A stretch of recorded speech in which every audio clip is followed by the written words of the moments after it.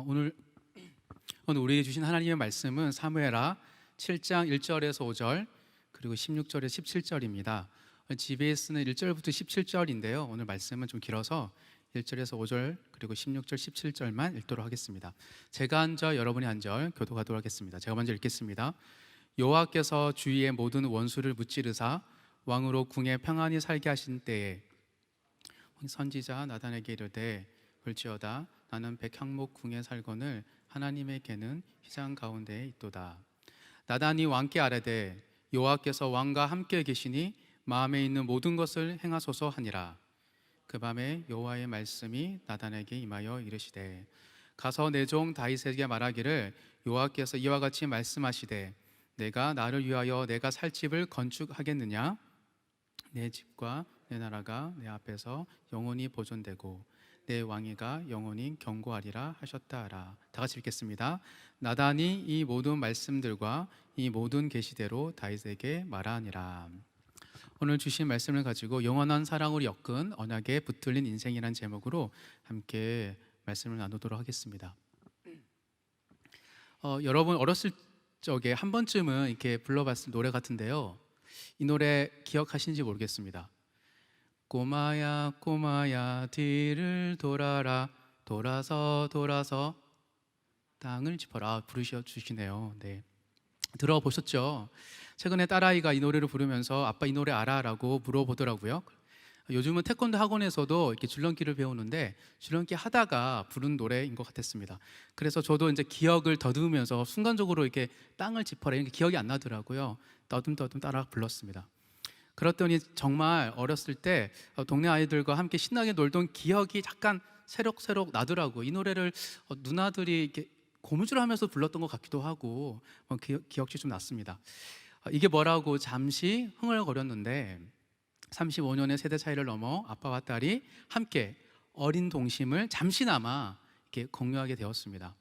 아빠는 오랜 과거의 기억을 회상하고 딸아이는 현재의 기억을 되새기면서 말이죠. 이게 바로 노래의 힘이 아닐까 생각합니다. 세대를 넘어 하나 되게 하는 능력이 노랫가락에 담겨 있습니다. 그래서 정말 오랫동안 기억되고 싶은 것이 있다면 최고의 방법은 그 기억을 노래 말로 바꾸어서 자주 부르는 것입니다. 그리고 때로 우리가 살다 보면 지쳐서 마음에 힘이 없을 때가 있잖아요. 그때 좋아하는 노래를 이렇게 듣거나 부르게 되면 정말 어떠십니까? 여러분이 좋아하는 노래 들으면 오늘 또 함께 찬양을 불렀잖아요. 오늘 높이 계신 하나님에 대해서 찬양하고 그 하나님께서 행하신다는 얘기 듣는데 정말 마음에 큰 위로가 되었거든요. 주가 일하시네. 그 찬양이 또 옛날에 제 단선의 추억이 있던 곡이다 보니까 그때의 장면이 떠오르면서 되게 위로와 힘을 얻었던 것 같습니다. 현재 겪고 있는 고단함 가운데 잠시 벗어나 새 힘을 주는 것도 노래와 찬양의 힘인 것 같습니다. 그래서 그런지 작년 코로나 한 해 동안에 정말 TV에 많은 음악 프로그램들이 생겼습니다. 시청률도 좋았던 것 같아요. 트로트의 인기는 아직도 식지 않은 것 같죠. 그리고 뭐 싹쓸이 환불 원정대 싱어게인 제가 좋아하는 프로만 얘기했습니다. 정말 많은 음악 프로들이 많은 사람들의 사랑을 받았습니다. 특히 이제 복고가 열풍이었던 것 같습니다. 왜 이렇게 사람들에게 사랑을 받을까? 생각해 보면 이렇게 코로나로 인한 고통을 많은 사람들이 이 노래로 이겨내고 있었던 건 아닐까라는 생각이 듭니다. 왜냐하면 노래는 그런 힘이 있으니까. 이런 생각을 하다 보니까 어떤 생각이 들게 됐냐면 현재 우리가 당면하고 있는 위기가 무엇일까에 대해서 다시 한번 생각해 보게 되었습니다.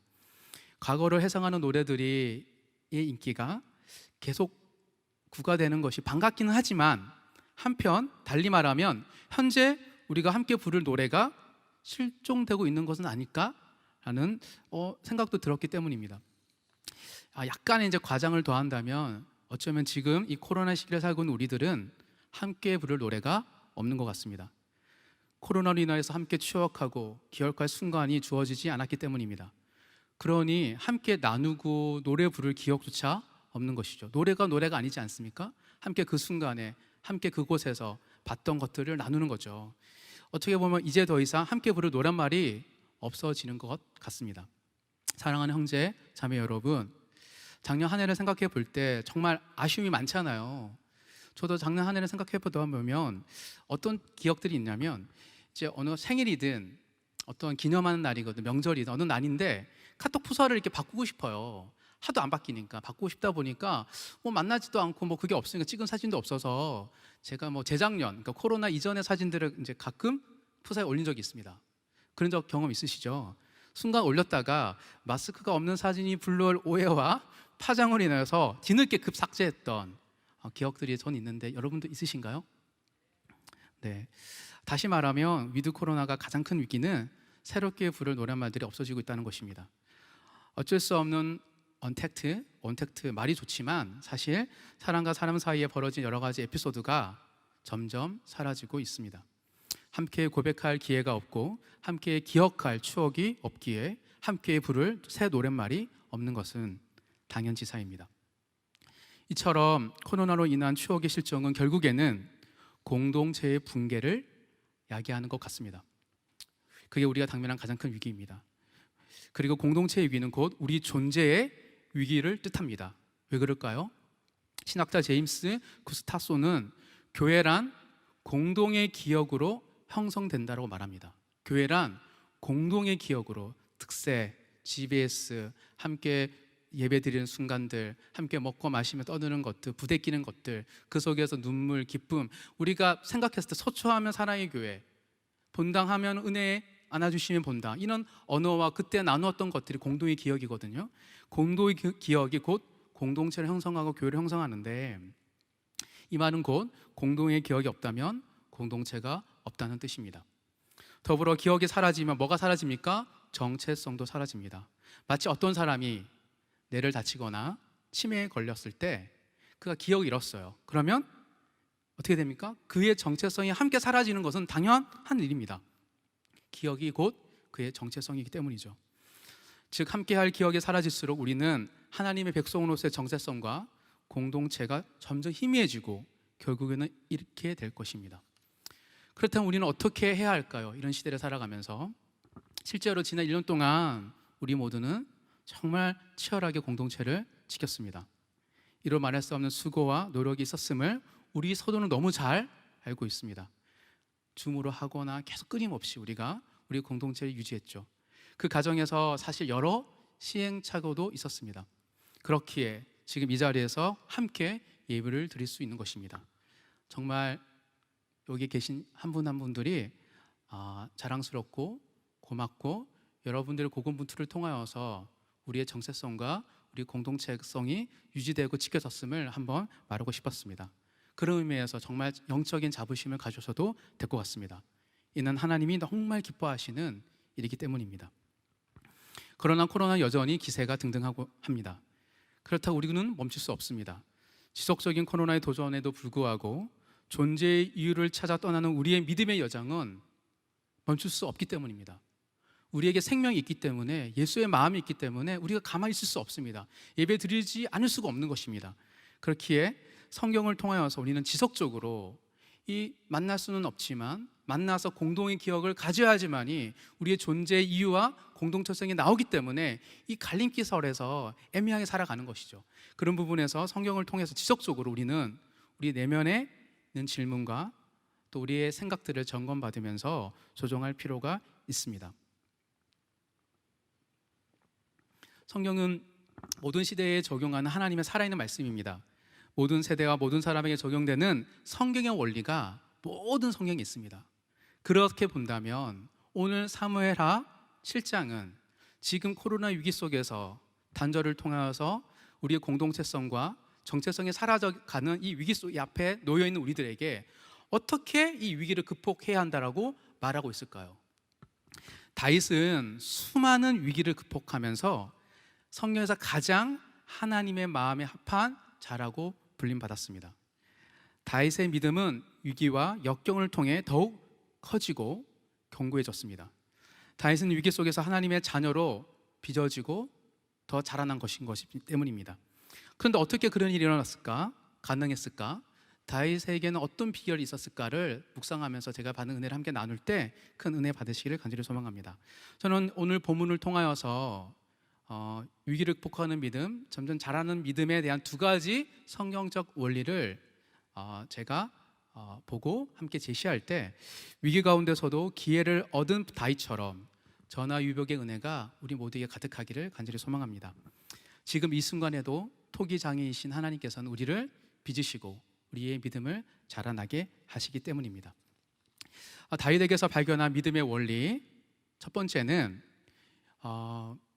믿음은 필요가 아닌 소망으로 성장한다입니다. 첫 번째 원리는 무엇이냐면 믿음은 필요가 아닌 소망으로 성장한다. 믿음은 순간의 필요가 아니라 지속적인 소망을 통하여서 성장합니다. 우리가 필요할 때마다 하나님을 찾고 구하죠.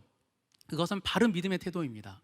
하나님 우리 아버지시고 우리는 자녀이기 때문에 우리의 필요에 대해서 늘 하나님께 구해야 되는 것이죠. 하지만 필요할 때만 하나님을 찾는다면 그것은 건강한 믿음이 될 수 없습니다. 이런 믿음은 위기에 직면했을 때 쉽게 무너지고 넘어지고 실족할 수 있는 믿음이기 때문입니다. 왜냐하면 하나님의 응답은 예스만 있는 것이 아니고 너도 있기 때문이죠. 그렇기에 온전한 믿음은 위기를 극복하면서 위기를 겪으면서 더욱 성장하기 마련입니다. 그러면 어떤 믿음이 성장하는 믿음일까? 오늘 읽었던 사무엘하 7장 1절 3절을 보면 좋은데 아직까지 네, 감사합니다. 함께 다 같이 읽도록 하겠습니다. 시작. 여호와께서 주의 모든 원수를 무찌르사 왕으로 궁에 평안히 살게 하신 때에 왕이 선지자 나단에게 이르되 볼지어다 나는 백학명 궁에 살거늘 하나님의 견은 휘장 가운데에 있도다. 나단이 왕께 아뢰되 여호와께서 왕과 함께 계시니 마음에 있는 모든 것을 행하소서 하니라. 오늘 보면 1절에는 다윗이 왕이 되고 모든 걱정과 원수들이 사라진 그때 하나님의 집을 짓고 싶다는 생각을 가졌습니다. 근데 이거는 그럴 수 있지라고 생각하지만 사실은 매우 특이하고 독특한 생각입니다. 왜냐하면 다윗 바로 직전의 왕도 그 앞에 있던 지도자들도 이런 다윗의 모습과는 정반대되는 모습을 보였기 때문입니다. 다윗 이전의 지도자들은 전쟁 중에 하나님의 계를 찾습니다. 그런데 다윗은 전쟁이 끝나고 하나님의 계를 찾고 하나님의 계를 위한 집을 짓겠다라고 얘기하기 때문입니다. 사무엘상 14장 18절 19절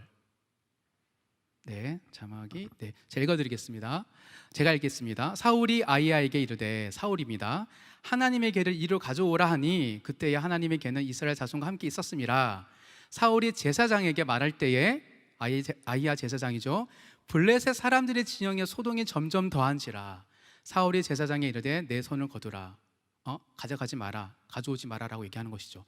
지금 상황은 블레셋과의 싸움으로 진영 대 진영이 지금 대치하는 상황인데요.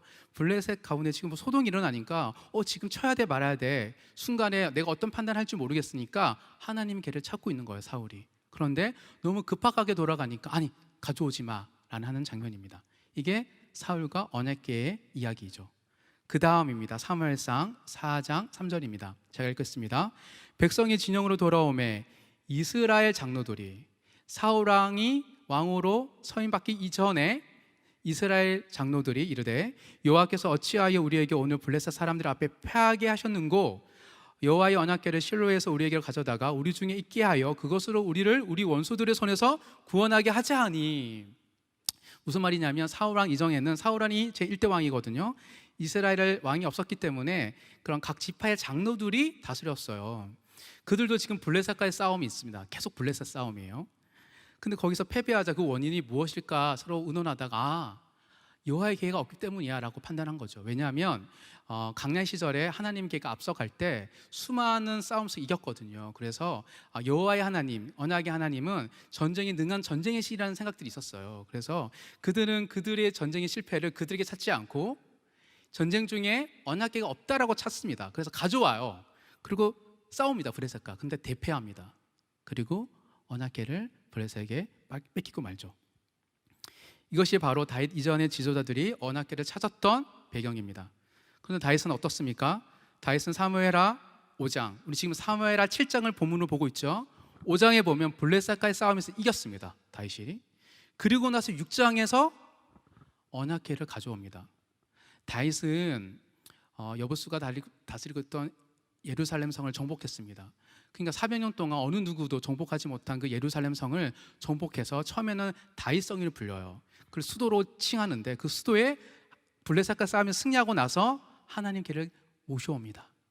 그리고 오늘 7장에 보면 또 주위에 있는 원수들과 싸움을 다 끝내놓고 그 하나님의 계를 위한 성전을 짓겠다라고 생각하고 있는 것이죠. 그런 부분에서 다윗은 이전의 지도자 다릅니다. 다윗은 순간의 필요에 따라서 하나님의 계를 찾았던 것이 아니라 그는 오랜 모든 순간의 필요가 사라지고 나서 평안할 때 하나님의 계를 찾았습니다. 나의 필요에 의해서 급한 일을 생겨서 하나님 찾는 것은 정말 잘못된 일이 아닙니다.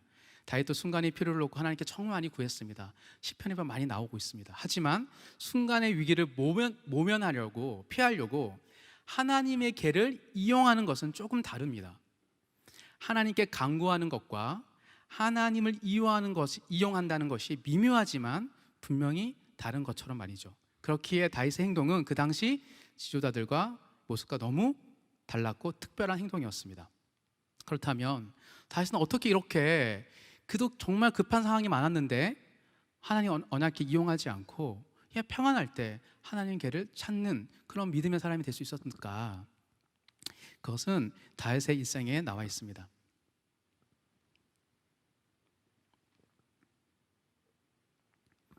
구약의 이스라엘 백성들도 험난한 인생의 여정 속에서 노래를 지어서 위안받고 하나님 앞에 붙들렸습니다. 시편에 기록된 150편에 이르는 방대한 내용이 음률에 따라 노래로 부르며 입에서 입으로 전해진 노래 가사말입니다. 그 시편 150편 중에서 무려 반에 가까운 72편을 누가? 다윗이 지었습니다. 놀랍지 않으세요? 시편의 반을 다윗이 지었습니다. 네, 감사합니다. 다윗은 시인이었고 다작한 시인이었습니다. 더욱이 다윗은 영감 있는 수금 연주자였습니다.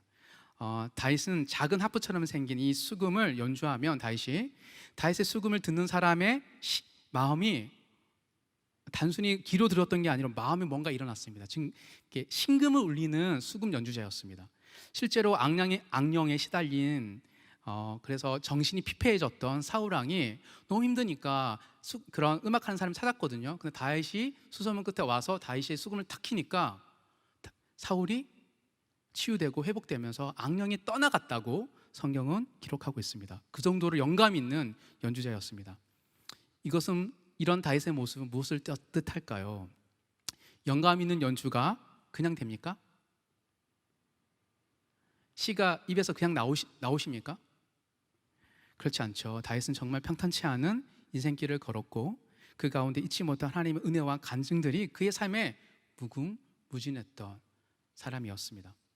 어린 시절에는 광야에서 양치기의 노래로 깊은 어둠과 두려움에서 가득한 광야 생활을 견뎠고 사울왕에 쫓겨 사울왕의 사이인데 사울왕에 쫓겨 살던 시절에는 억울함과 한으로 가득한 아들람 굴의 노래를 통하여 도방자 다윗가 견뎠으며 수많은 전쟁터에서는 삶과 죽음의 경계선에서 울리는 처절한 칼의 노래로 하나님은 사모했던 사람이 다윗입니다. 그의 평생에 보면 늘 하나님과 앞에서 찬양하고 경배하고 하나님을 붙들었던 사람이었습니다.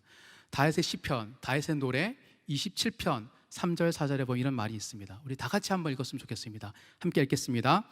군대가 나를 대적하여 진칠지라도 내 마음이 두렵지 아니하며 전쟁이 일어나 나를 치려 할지라도 나는 여전히 태연하리로다.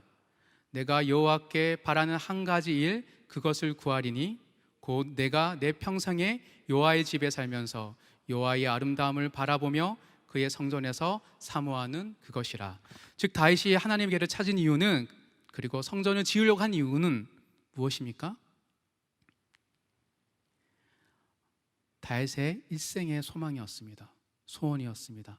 전쟁 가운데서도 그는 하나님의 선에서 하나님의 계가 있고 하나님의 집에서 머무는 것이 그의 한평생 소원이었던 것입니다. 우리 일평생 살아가면서 필요에 의해서 하나님을 정말 많이 찾았죠. 지금도 찾고 있고요. 이것은 너무 당연하고 하나님의 자녀로서 마땅한 하나님 기뻐하시는 일입니다. 그렇지만 성숙한 믿음은 필요할 때만 찾는 믿음이 아닙니다. 참된 믿음은 하나님 아는 것, 하나님과 함께하는 것을 소망하고 갈망합니다. 예배를 갈망하고 하나님의 찬양을 갈망하고 말씀의 속에서 말씀하시는 하나님의 음성을 듣기를 소망하는 게 정상이죠. 그래서 필요를 느끼지 않아도 하나님 찾는 것이 성숙한 믿음입니다. 다윗이 그랬습니다. 즉 위기를 극복하는 믿음은 순간의 필요가 아닌 지속적인 소망으로 행할 때 성장한다고 다윗의 삶을 통해서 알 수 있습니다. 이 코로나 위기 속에서 순간의 필요를 위한 믿음을 넘어서 하나님 향한 지속적인 소망으로 더욱 성장하는 우리 형제 자매님 되기를 간절히 소망합니다. 두 번째입니다. 다윗에게서 발견한 믿음의 원리 두 번째는 믿음은 정답이 아닌 조율로 성장한다. 믿음은 생각의 정답이 아니라 내면의 조율로 성장합니다. 이게 무슨 말이냐면 제가 교육자로 사역하면서 해마다 가장 많이 듣는 질문은 무엇이냐면 목사님, 하나님 뜻은 무엇일까요? 하나님 뜻을 굉장히 많이 묻습니다. 그 중에서 하나님 뜻을 알고 있음에도 질문하는 사람이 알고 있어요. 알고 있음에도 묻는 경우가 간혹 있어요. 왜 그럴까요? 아는데 그걸 감당하기가 벅찬 거예요. 그래서 사실 도움을 요청하는 거죠. 같이 제가 공감해주고 격려해주고 도전해줍니다. 이런 거는 본인 스스로 결단을 못해서 오는 거죠. 그런데 대부분은 정말 애매해서 너무 궁금해서 하나 둘 세 가지 중에 뭘 선택할지 몰라서 오는 경우도 꽤 많이 있습니다. 그래서 저에게 묻죠. 그럼 제가 들어보면 어떨 것 같아요? 대부분이 셋 중에 다 뭘 해도 괜찮을 것 같아요. 별 상관없을 것 같고 하나님 다 기뻐하실 것 같다는 생각을 하는 경우가 많이 있습니다. 근데 왜 나에게 교육자에게 찾아와서 질문하는 것일까요? 제가 볼 때는 실패에 대한 두려움 때문인 것 같습니다. 실패하지 않는 하나님의 뜻을 묻고 싶을 때가 많이 있잖아요. 그래서 저는 이렇게 반문합니다. 정말 하나님의 뜻이 궁금해? 아니면 실패하지 않는 선택지가 궁금한 거야? 그리고 하나님 뜻이 아닌 것이 두려운 거야? 아니면 성공하지 못할 것이 두려운 거야? 라고 반문합니다. 실패는 하나님의 뜻이 아닌가요? 그렇지 않죠. 그래서 우리 얼마나 많은 실패를 했습니까? 그 가운데 하나님께 함께 하셨고 인도해 주셨죠. 우리 입장에서는 실패를 여겨질지라도 하나님 뜻과 인도하심이 늘 있어 왔습니다. 그래서 저는 반문을 통하여서 그 스스로가 질문하는 사람에게 자기에게 질문을 던지도록 보통 합니다. 왜냐하면 하나님의 최우선순위, 변치 않은 하나님의 최우선순위는 바로 우리 자신이지 우리가 생각하는 선택지 중에 그 하나가 절대 아니기 때문입니다. 하나님의 뜻은 우리 안에 있습니다. 사무엘하 7장 16절 17절을 한 번 더 읽겠습니다. 다 같이 16절 17절 읽도록 하겠습니다. 시작. 내 집과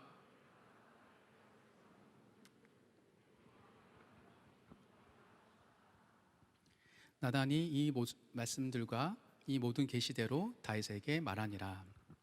오늘 본문을 자세히 읽지 않으면 어떻게 느껴지냐면 이 본문이 1절부터 17절까지 내용이 하나님, 다윗이 제가 하나님을 위해서 집을 지을게요. 아니야 다윗, 내가 너를 위해서 집을 지을게 라고 이해할 수 있어요.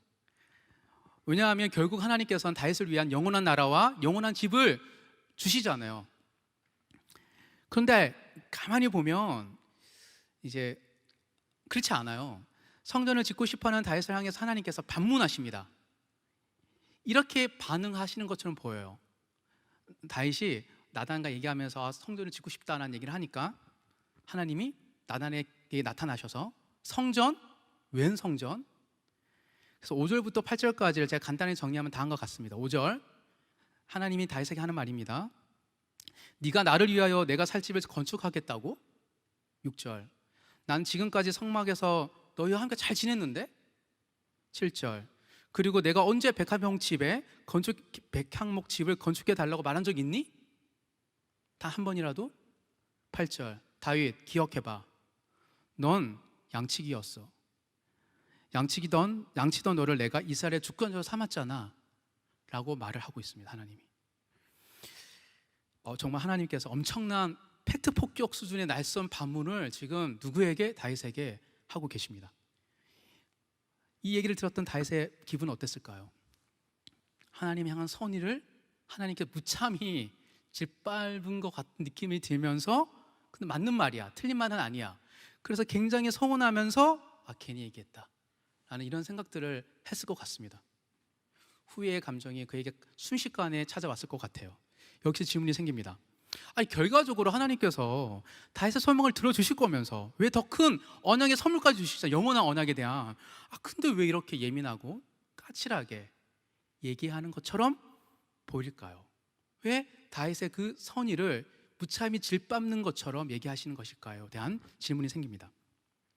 이 하나님 의도가 있습니다. 하나님은 의도 없이 하지 않습니다. 하나님 의도를 정확히 알려면 먼저 이 본문에서 드러난 사실 먼저 점검해야 됩니다. 3절 나단의 말입니다.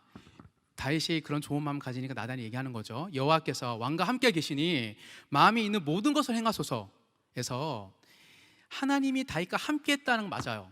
9절에 보면 하나님께서 맞아, 내가 너와 함께 했어라고 얘기해 주세요. 여기서 알 수 있는 사실, 하나님과 동행하더라도, 하나님과 함께 하더라도 하나님과 생각이 다를 수 있다는 거예요. 여러분, 성령 충만해도요, 우리의 생각이 하나님과 생각이 다를 수 있어요. 그게 사실입니다. 두 번째 사실, 결과적으로 하나님의 뜻을 잘못 알았죠. 다윗이. 하나님은 성전에 대해서 원한 적이 없으시잖아요. 그런데 어떻습니까? 응답받아요. 솔로몬 때. 그리고 더 큰 선물을 받습니다. 즉 하나님과 뜻과 달라도 응답받고 더 큰 선물을 받을 수 있다. 이게 두 번째 사실입니다. 세 번째 사실, 간구와 응답 사이에 하나님의 거절처럼 느껴질 정도의 하나님의 반문이 있을 수 있다. 이게 세 번째 사실입니다. 때때로 여러분이 간구했을 때 하나님 반문하고 팩트 폭격하는 것처럼 느껴질 때를 잘 견디시기 바랍니다. 그 후에 우리를 후히 사랑하신 하나님의 사랑이 있습니다. 분명. 결론적으로 하나님께서는 다윗의 마음을 거절하지 않으십니다. 만약 다윗의 의도가 불손하고 교만했다라면 절대 하나님 들어주지 않으셨을 것입니다. 그렇다면 왜 하나님께서는 팩트 폭격을 하셨을까요? 왜 하나님은 반문을 하셨을까요? 그 하나님의 반문에는 어떤 의미가 있을까요? 하나님의 반문을 통하여, 팩폭을 통하여 다윗의 마음에 어떤 변화가 있었을까를 유추하면 하나님의 의도를 알 수 있습니다. 우리가 세상을 살다 보면 조금씩 우리의 중심이 틀어진다는 느낌이 듭니다. 기타를 많이 치거나 현악기를 치면은 조율을 해야 되는 것처럼. 근데 분주하고 바쁜 일상을 살다 보면 그것을 느끼기가 어려워요. 아주 조금씩 이탈됩니다. 한 학기 수금을 탁월하게 연주하던 다윗은 누구보다 잘 알았죠. 그래서 하나님 반문에 자신의 중심이 기본에서 벗어났다는 것을 직감적으로 느꼈을 것입니다. 그리고 하나님의 반문이 자신의 가슴을 칠 때마다 조금씩 절대음에 자기 음이 맞춰져 가고 있다는 것을 깨달았을 것 같습니다. 즉 하나님은 다윗의 내면을 팩폭을 통하여 반문을 통하여 조율하고 계십니다. 절대음에 하나님의 기본음에 맞추도록 하나님이 생각하시는 아름다운 음악을 연주하는 악기로 지금 다윗을 조율하시는 것입니다. 하나님은 지금 다윗을 튜닝하고 계신 것이죠. 다윗은 하나님을 위하여서 하나님이 거하시는 영원한 집을 짓겠다고 얘기합니다. 반면에 하나님은 아니, 나의 영원한 나라를 위해서 너의 집을 영원히 보내어 줄게 라고 얘기해 주십니다. 우리가 지금 아담부터 하나님 언약을 쭉 들었잖아요. 연결되는 것입니다. 이 하나님은 지금, 다윗은 자기의 왕국과 자기의 믿음을 얘기를 하지만 하나님은 창조부터 종말에 이르기까지 하나님 거대한 언약의 이야기 속에서 누구를? 다윗을 영원한 집과 나라로 세워주겠다고 얘기해 주시죠. 그러니 튜닝 돼야 될까요? 안 돼야 될까요? 수많은 사람 앞에, 온 인류 앞에 하나님께서 다윗을 쓸 때 다윗이 정렬돼야 될까요? 안 돼야 될까요? 그런 의미 속에서 지금 하나님은 다윗을 조율하시고 튜닝하시는 것입니다. 그렇기에 하나님의 팩트 폭격의 말씀이 주어진다면 하나님 지금 우리를 튜닝하시는 것이구나, 하나님 우리를 즐겨 사용하시려고 조율하시는 것임을 깨달으시기를 바랍니다. 저는 확신합니다. 하나님 나라의 청년 제자 운동이라는 이 비전이 우리의 소망이 될 때 우리의 믿음은 성장할 것입니다. 매주 선포되는 GBS의 말씀이 팩트 폭격으로 나에게 다가올 때 우리의 내면은 조율될 줄 믿습니다. 오늘 말씀을 마무리하겠습니다. 오늘은 언약 시리즈 마지막 날입니다. 작년 12월부터 언약에 대해서 함께 묵상하면서 받은 은혜가 클 줄 믿습니다. 언약을 묵상하면서 제가 받은 은혜 중에 한 가지를 말한다면 바로 내가 하나님의 언약에 붙들린, 예수의 보혈로 붙들린 인생이구나는 확신입니다. 우리 모두는 언약에 붙들린 인생입니다. 그리고 우리를 붙으신 이 하나님의 언약은 절대 끊어지지 않습니다. 왜 절대 끊어지지 않을까요? 하나님 언약은 하나님의 영원하신 사랑으로 엮어 만들었기 때문입니다. 영원하다는 것은 어떤 의미가 있죠? 시간에 지속된다는 의미도 있지만 변치 않는다, 단절되지 않는다는 뜻도 있습니다. 즉 하나님의 영원한 사랑은 절대 끊어지지 않는 사랑이라는 것이죠. 끊어지지 않는 사랑으로 엮은 언약은 절대 끊어질 수 없습니다. 그 누구도, 그 무엇도, 그 어떤 상황도 하나님의 사랑의 언약에서 우리를 절대 끊을 수 없는 것입니다. 이걸 누가 노래합니까? 누가 고백합니까? 사도 바울이 로마서 8장을 통하여서 고백하고 있습니다. 8장 38절에서 39절 다 같이 읽고요, 마무리하도록 하겠습니다. 다 같이 읽겠습니다. 내가 확신하노니 사망이나 생명이나 천사들이나 권세자들이나 현재일이나 장래일이나 능력이나 높음이나 깊음이나 다른 어떤 피조물이라도 우리를 우리 주 그리스도 예수 안에 있는 하나님의 사랑에서 끊을 수 없으리라. 사랑하는 사랑의 교회 청년부 형제자매 여러분, 영원한 사랑 엮은 언약에 붙들 인생답게 좀 담대하게, 그리고 정말 좀 자부심을 가지고 살아가는 은혜가 가득하기를 소망합니다. 이를 위해서 성장해야 됩니다. 우리 믿음이 성장하기 위해서는 피로만이 아니라 소망을 품어야 되고, 정답이 아니라 조율, 말씀에 조율된 삶을 사셔야 되는 걸 꼭 기억하시고 자신의 믿음과 이 공동체를 지켜가시는 2021년 한 해가 되기를 간절히 소망합니다.